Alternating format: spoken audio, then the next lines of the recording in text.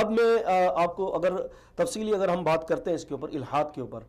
تو میں یہ سمجھتا ہوں کہ اپنے ناظرین کو کہ سب سے پہلے ٹو دی پوائنٹ بات کرنے سے پہلے ان کے ساتھ ذرا شفقت کی جائے، بالکل پہلے محبت کی جائے، ان کو بلایا جائے، آپ ذرا ان کو گھر پہ بلائیں، اپنے ان کو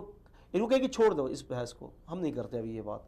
آپ ان کو بلائیں، ان کو گھر پہ کھانے کی دعوت دیں، ان کو 1-2 مہینے تک ان کے اوپر اپنا مال خرچ کریں، ان کے اوپر،